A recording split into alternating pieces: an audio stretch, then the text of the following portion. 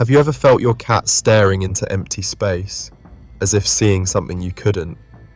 What if that gaze wasn't emptiness, but a doorway? For thousands of years, cats were never pets. They were protectors, watchers, silent companions between worlds. The ancient Egyptians didn't just adore them, they feared them, because they knew cats saw what humans could not. They reacted to invisible presences, guarded temples at night, and their calmness terrified even the priests. Killing a cat in Egypt meant death, not out of superstition, but respect for what it represented, a bridge between the visible and the unseen. In their belief, a cat didn't just die, it shifted dimensions.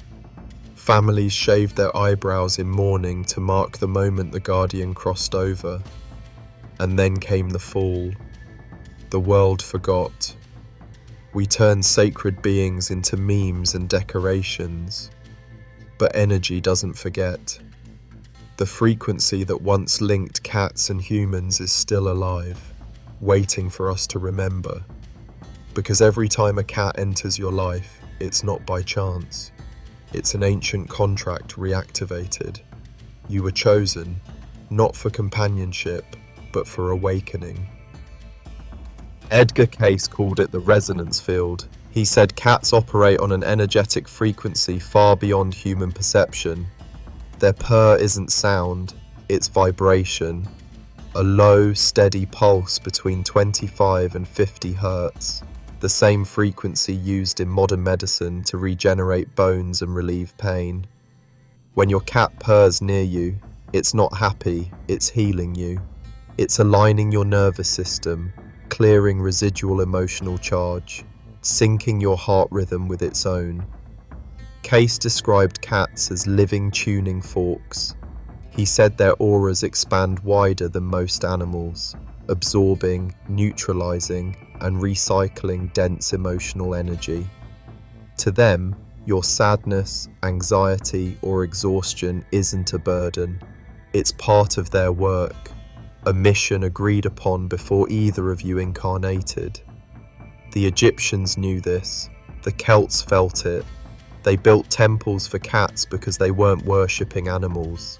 They were honoring frequencies, energy that could protect, purify, and awaken entire homes. And today, every purr you hear is a whisper from that same ancient vibration. Cayce once said, "Cats do not choose by chance. They remember their agreements." He revealed that some feline souls reincarnate across centuries, following the same human spirits they once guarded. When a cat looks into your eyes and holds that gaze, it's not curiosity, it's recognition. They scan your aura in seconds, your emotions, your past, your karmic story. If the vibration matches, a bridge forms instantly. That's when they claim you, not as an owner, but as a soul connection.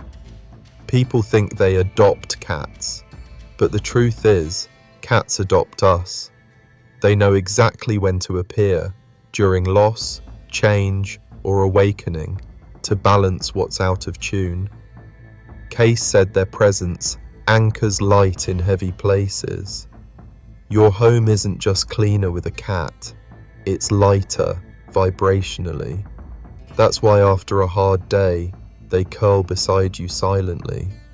They're not comforting you, they're recalibrating you. And if you're drawn to mysteries like this, you're already part of the few who remember. Subscribe now, this journey is just beginning.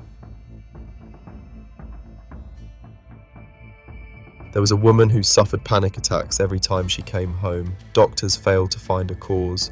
When Cayce entered trance, he saw it clearly. Her home carried energetic imprints of trauma from decades before, and her cat was absorbing it all. He explained that cats create energy bubbles, invisible protective fields around people and spaces. When heavy energy enters, the cat steps in between. It absorbs the density transmutes it through its own etheric body, and releases it back as neutral light. But the process is exhausting. That's why some cats sleep for hours after emotional events in the house. They're not lazy, they're recovering. Cayce advised rituals of gratitude. Thank your cat.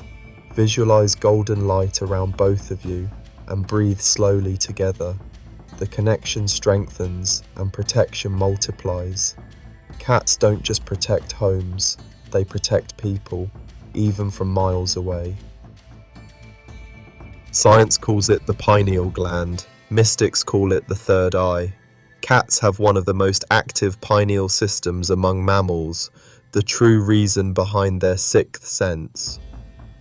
When your cat suddenly stares into a corner or meows at nothing, it's not random. It's perceiving energy fluctuations, magnetic shifts, or presences unseen. Through their pineal activity, cats detect not just movement, but intention. That's why they react differently to people. They sense your vibration before you speak. Some ancient texts even claim that cats keep doorways between dimensions stable, preventing chaotic energy from spilling into our world. Cayce hinted that when humanity reactivates its own pineal power, cats will once again become recognized as guides, not pets. And maybe that's already happening, because every time you meditate and your cat sits beside you, you're synchronizing consciousness. All prophecies point to one truth: the animals are awakening. They're remembering their part in the great balance and waiting for us to do the same. Cayce predicted a time when humans would rediscover their multidimensional nature through their bond with felines. That time is now. The rise of energy awareness, the explosion of cat-human connections. It's not coincidence, it's activation. When you feel your cat near you during hard times, even from afar, it's not imagination, it's resonance. The link doesn't break with distance, it amplifies through emotion. And if you ever wonder why your cat chose you, maybe the real question is, did you choose it?